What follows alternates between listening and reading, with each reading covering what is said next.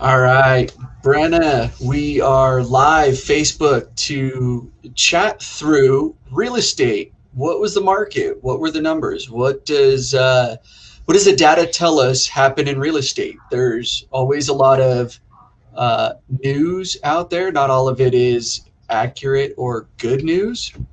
So we want to Yeah. make sure that we are the source of good information. So we want to connect and be that resource. So before we jump into that, Brenna, I'm going to put you on the spot here, right? Tell us something good that's happening in your world. Well, it's summertime. I love the summertime. I love the warm weather. So, enjoying that and a little more sunshine in the evenings and just longer days. So that has been really nice, I think. Good, good. So being a Florida girl, right? Definitely a summer preference. You want to drag Yeah. me down into the heat and humidity of the summertime, Yeah. Florida. Um, So let's talk about real estate. I think there's some interesting messages out there in the media, and I've been sent some articles. Yep. So let's talk through some of the highlights. What are some things you're excited here to share and talk about? Yeah. So I think if you want to share my screen here, or pop over. So a lot of it is the same that we talked about last month. So just as a reminder, we are sharing June data, even though we're into July, because we need that full month of data. So a lot of it is what we were seeing in May, probably even a little bit more pronounced. One of the big things that we're seeing is those pending or under contracts numbers are at a decade high. So they are up 12% or 12.7% even from last month and 21.3% year over year. So that's pretty incredible because last year we thought we were having a crazy summer and everything was moving really quickly. And now from this June to last June, we're up 21.3%. So that's a massive jump. Some of it in May we questioned because we had a high pending number then. Was this pent up from COVID stuff? And maybe some of it is. I think part of it is that. The other part is that, as I think most people know, uh, money is really, really, really cheap right now. So interest rates are extremely low. I've heard that they're even going to go into that 2.5 30-year fixed in the next 30 days is kind of what the experts are saying. And I am definitely not a mortgage expert. So that is just the word on the street. But it's even right now with where we're at in the low threes for the 30-year fixed is incredibly cheap money. So I think a lot of people are taking advantage of that for sure. The part that makes this a little more challenging or in an even more extreme seller's market is that our active inventory is down 32% year over year. Yeah. So we have high pending and low inventory. So that means that there's basically in most markets less than, well, in some price points, it's just a couple weeks of inventory. But we're sitting, under two for sure across the board as far as month supply of inventory and what's going on. So we have a lot of buyers looking for not a lot of homes, which I think, Matt, you can speak to what that looks like for some of your buyers and some of your colleagues' buyers that are trying to get their homes, trying to get a home. Yeah, it's interesting because I was having this conversation this morning because it really feels like 5-year-old soccer where everybody, all of the kids on the field are chasing the one soccer ball, and they don't play real soccer, right? Where you spread out and you pass it around, right? It's Real, real to them. yeah, it's real estate's kind of been the same way, right? In that all of the buyers are chasing after the same three good properties that happen to fit their criteria, right? It's nice, it's new, it just popped on the market, and they're all jumping to it. So there's a lot of opportunities to be had, but sometimes it's looking for that house that seems to be everybody's second choice. because the one that everybody's chasing, that same soccer ball, is the one that's getting bid up, you know, $20,000, $30,000 over, that maybe not everybody wants to compete with. So, you know, as demand has still been very high, inventory levels are lower than they've been in quite some time, especially for the summer months. Yep. It's just an interesting time to be in real estate, right? It is. And, you know, I think the importance of kind of us mentioning all of this, and we talked about it last month as well, is buying and selling a home is a massive investment. It's a massive financial transaction. So that in turn makes it emotional a lot of times.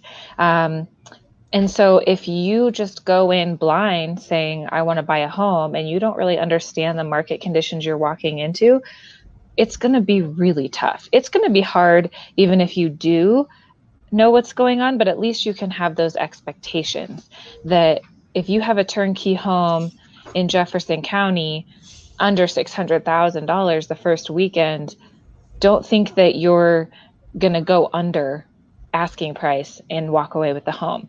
Now, that's a blanket statement. There's obviously specific homes and things happen, and, you know, that's not 100% how it's going to be, but if you have that expectation that you're going to have to be competitive, that you can't be looking at the top of the price point that you are comfortable with, you're going to just set yourself up, I think, for a better experience and ultimately getting more of what you want instead of just getting frustrated and burnt out.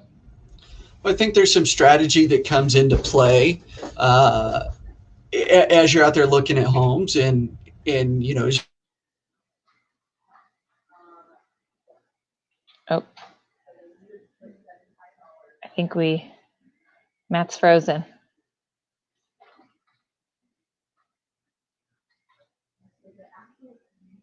Oh, we lost you for a second. You were frozen. Now I can't hear you. Unmute yourself.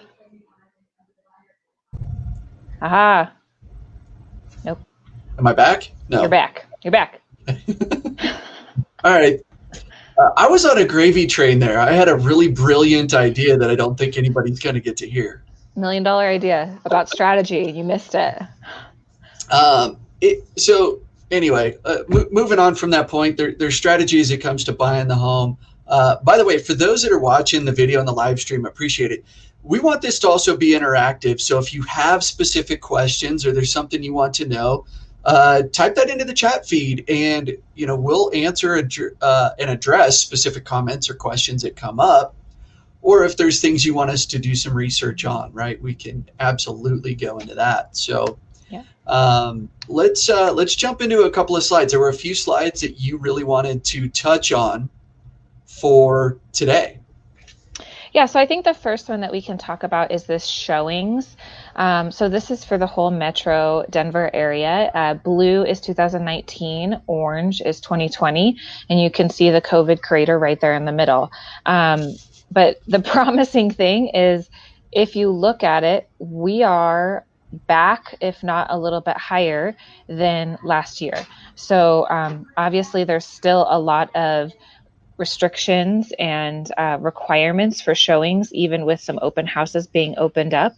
But this is a good indication of people being active in the market. So this is something that we really kept track of when things were shut down, because if you're not looking at homes, you're not buying homes a lot for most people. Some people can, but for most people, they want to see it. So the fact that people are going out and looking at homes is a good sign for the fact that some of these numbers that we're seeing are going to stay strong. Yeah, one of the early indicators that a market is shifting, right, would be the buyer traffic dropping off. Now, I hadn't heard that, the COVID crater. Just came to me. It's brilliant, I know. That's the $1 million idea. And that's exactly what that was, because showings were not really allowed for a couple of weeks during that time. And then boom, they all of a sudden picked right back up. And you can see we're kind of trending right back where we were. So is this a bubble? Is this a shifting market? The indicators are telling me that it doesn't look that way yet because showings have not dropped off. We are on pace with what we saw last year, which was on pace with what we saw the year before. So that's a healthy sign. Yep. And that's just kind of reiterated here. So this is our market snapshot of detached single family and attached single family. Active is green, pending or under contract is blue, and red is sold. So what we like to talk about a lot is that these waves are kind of cyclical, right? So they drop down in the fourth quarter a lot of times, and then the spring and summer months are our heavy traffic areas. So that's pretty consistent. And then if you look over here, you can see these big spikes in April and May. And that is, again, part of that COVID. But if you were to connect the lines from where it was going, the trajectory, and then back into this like May, June line, it's pretty darn consistent. Now, obviously, like we talked about, this blue line for pending is up, which is that, you know, record breaking under contract or pending. So that is higher. And then just to make that feel even more extreme, our active inventory, which reached pretty high last year, is incredibly low this year. So the further those two get apart, the more of a seller's market it is, or more compressed that it is. So that makes it challenging for the buyers, just being that things are moving very quickly and the active inventory isn't keeping up as much. But sold's rebounded, and that's something that we talked about that I did want to mention. Sold is a lagging indicator. So last month we said, hey, yeah, great, actives are up, pendings are up, solds are still down. Well, solds bounced back 71.6% month over month, which is astronomically high. But obviously, you have to keep in mind where we were. It was super, super low.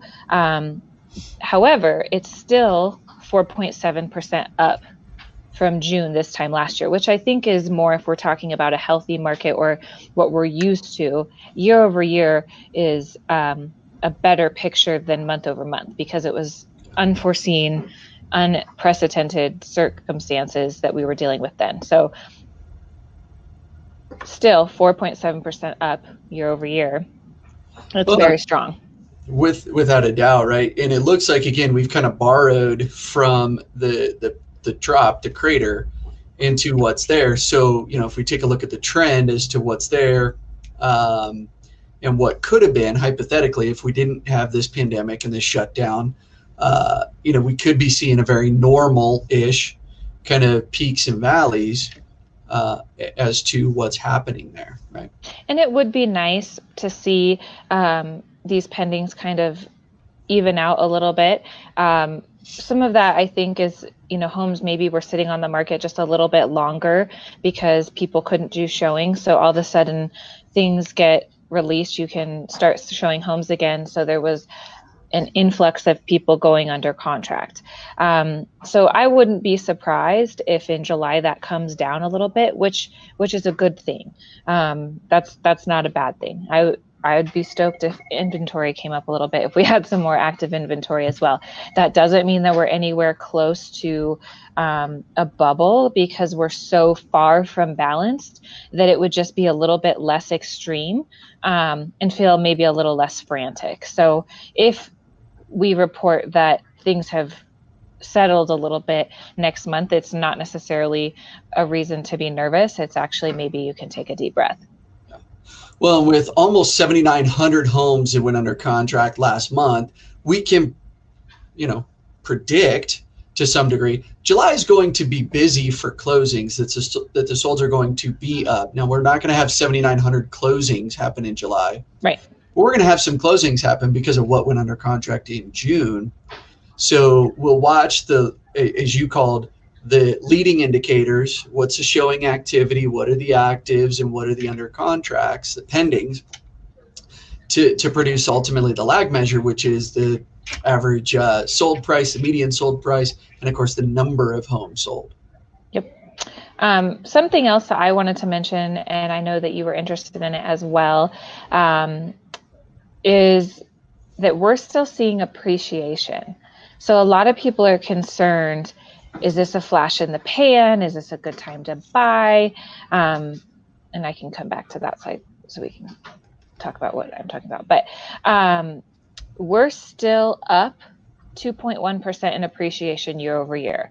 So it's not double digit appreciation. And granted, this is just one moment in time, not even the whole year, but we're seeing that we're still appreciating. So for detached single family, we're at an average of $554,000 in the Metro Denver area. So that's super strong. And I can't find what I'm looking for. Oh, here we go. So this is the solds that you wanted to talk about too, Matt. But just, I think that's a question that a lot of people are asking about appreciation. So that is just something we wanted to bring up, that in spite of everything, we're still 2.1% up from this time last year. So, the value of your home is going in the right direction.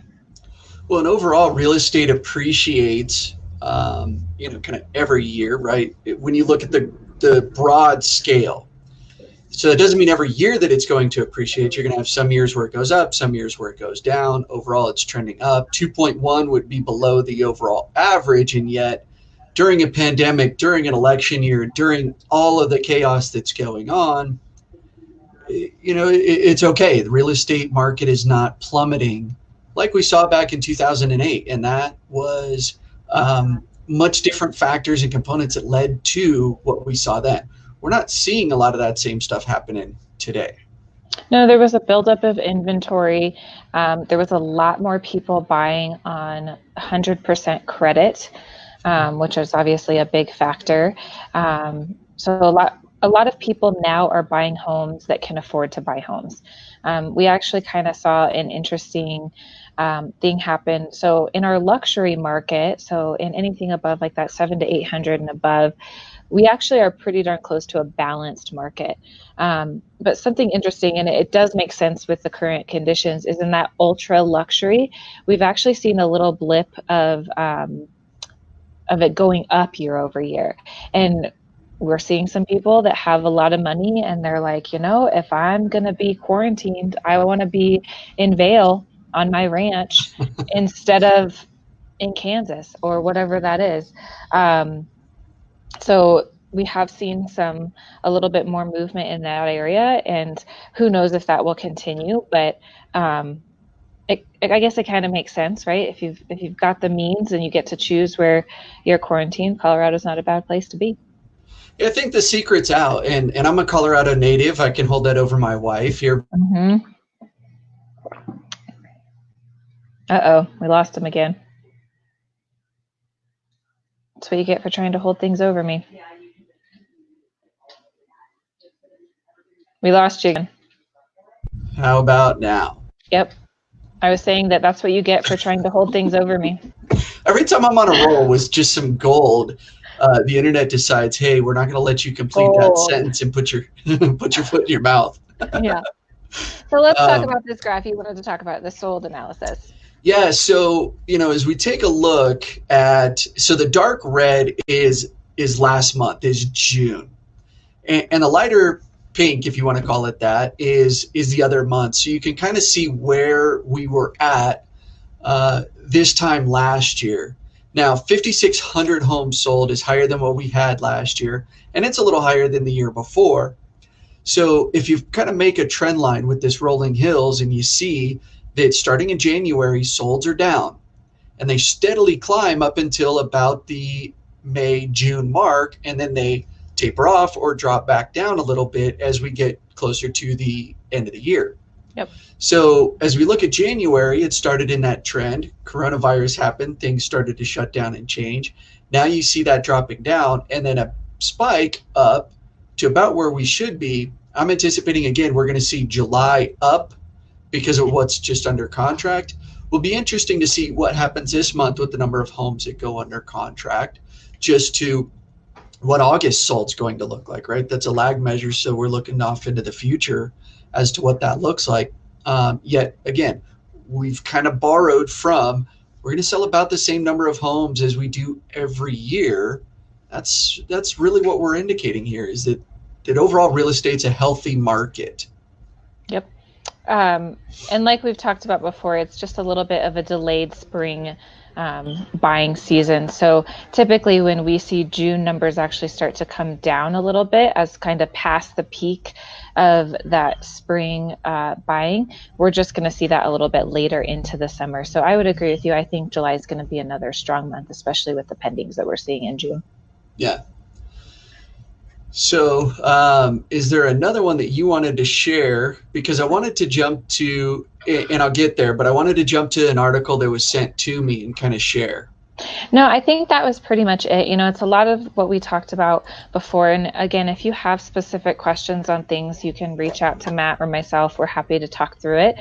But just kind of from that bird's eye view, I think those are the important parts. And then I know that you wanted to talk about this article as well. Yeah, so this article, and I've seen this posted a couple of times. This is from Westward, and it talks about the Denver home prices being overvalued.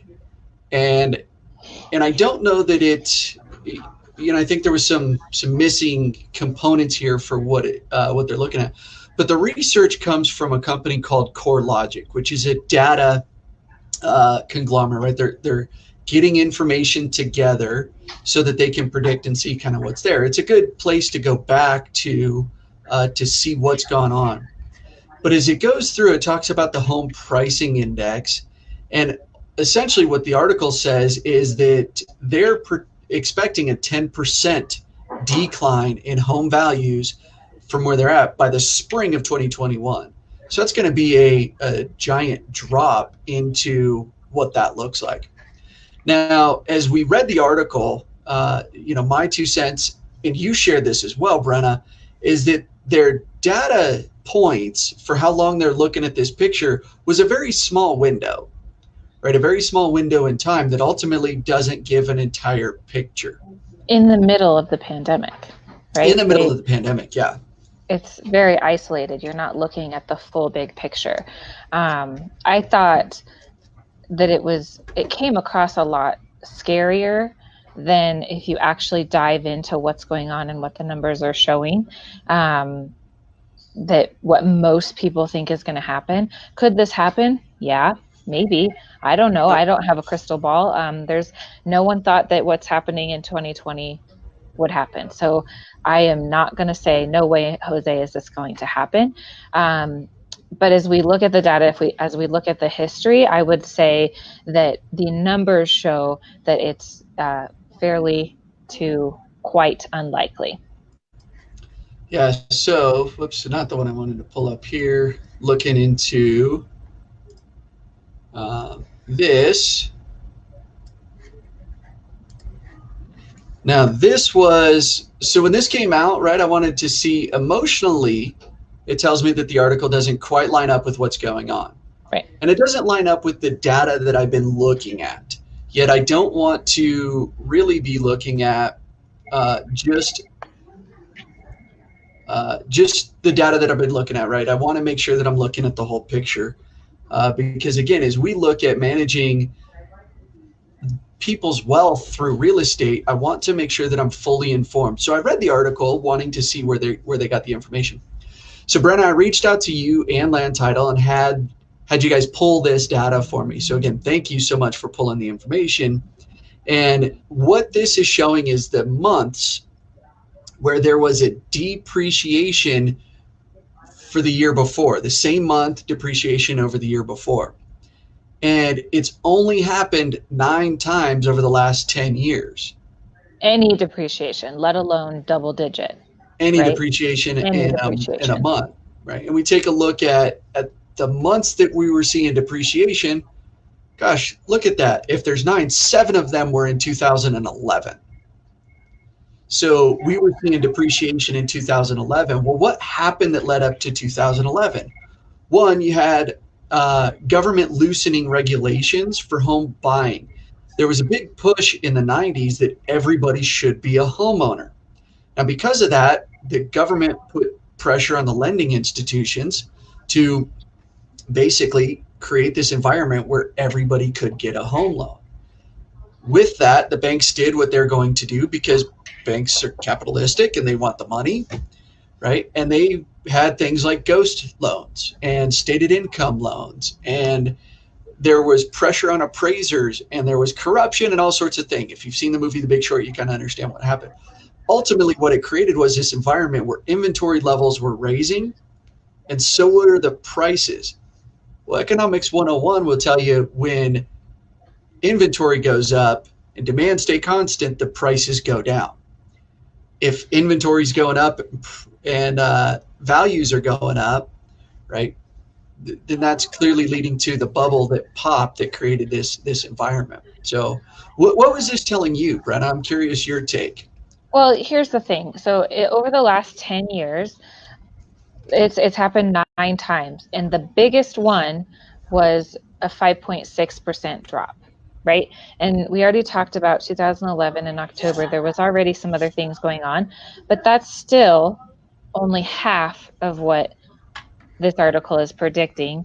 And with twice the inventory in 2011 as we have right now. So a lot of those that were depreciating were under 1 to 2%. It was just a very, very small depreciation. So for the most part, over the last 10 years, Colorado has been a very, very safe real estate market. We're a little bit more protected because we have some diversity in the different jobs and things that we have here. So that helps us a little bit. Again, there's a lot of stuff going on in the world right now, but I think 10% is a little much, if at all. But I think 10 is a big ask. Yeah, I think it's. I'm not an economist, and I know you're not an economist. We don't get into the business of making predictions as to what's going to happen. Because, like you said, nobody would have predicted the pandemic that we're going through a year ago, right? So, again, want to keep our eye on what the data is actually telling us so that we can be a resource for good information, right? I think that 2008 caught a lot of people by surprise, and yet if they were looking at what was going on, maybe it wouldn't have caught them by surprise. And if anybody has other data, other numbers that they want to share with us, happy to take a look and do some research and make some indications as to what that looks like. Overall, real estate is a healthy place to spend money. And I think in that article, there was a lot of other factors that maybe they left out. But again, that's a conversation. If you want to expand on it later, we can have those conversations. But I think the biggest thing that we want to take away from it is you read the article, it freaks you out. Of course it does. You just bought a home, or you're looking to buy a home, and it's saying in the next 12 months it's going to depreciate by 10%. That's not something you want to hear. So great to ask the questions, but when you dive into the data, it doesn't look quite so scary. So if you have more questions specifically about your situation or the article or the data, we can talk about that. But I think the big takeaway is the numbers show a little bit different of a picture. Well, and truth be told, I think we look at real estate as an investment, but we kind of look at it through an odd lens, meaning that the reason I bought a truck was because specifically I wanted to have a truck, right? That's the truck that I bought. And as soon as I drive it off the lot, it's worth 70% of what I paid for it. Yet with my house, I just expect that it's always going to go up or down. Now, here's the thing. Even though my truck is worth 70% less, I don't have 70% less of a truck. I still have the same truck that I bought. It still does everything that I needed it to do. It's still going to haul lumber. It's still going to haul sod for the grass. It's still going to get me from point A to point B, right? Now, the reason that I bought a house was to raise my family in, to entertain with, to be closer to work, to be whatever that might be. I still have that asset. I still have that house. The house hasn't changed. It's not like somebody came in and just cut 30% or 10% or 5% of my house off and now I can't use it. Yeah. Right? Yep. So, all right. What was there anything else there from the numbers or the graphs that you have that you wanted to cover? No, I think we pretty much covered it. Like I've mentioned before, we can pull specific data based on a zip code or a county if you want to know what's going on specifically in your area. Or obviously, Matt can pull a comparative market analysis if you're curious about the actual value of your home. We can talk about the big picture, but it really comes down to specifics with your situation, your location, what you're looking for. So take this all, again, that bird's eye view, the 300,000 foot view, but then don't be afraid to ask the questions and really dig in for your specific situation. And I think you'll feel a lot better about stepping in to either buy or sell. Yeah, absolutely. You have the data to go a little more hyper local. Again, a 30,000 foot view. We have the technology and the ability to go real hyper local down to your neighborhood. So if you want to see what's going on in your neighborhood, right, let me know and we can get, Amber Creek, we can get Applewood into this specific, division there in Applewood. So we can go real hyper local. So, perfect. Any final words, Brenna, before we wrap up today? Well, I would love to see you all at our closing tables if Matt can help you buy or sell a home. So that's my plug. But I appreciate the plug. And as always, Brenna, I really appreciate your time. I know that you're very busy with what you're doing with land title. So thank you so much. I love and appreciate you. For those that have been tuning into the live streams here on Facebook, connect back with us. Let us know comments, questions, interviews that you want us to do, things that you want us to be asking or looking into, right? I want to provide a service for you. So again, reach out, add in the comment, let us know. All right, everybody. Well, thanks for having me, and we'll see y'all next week or next month. All right. Bye.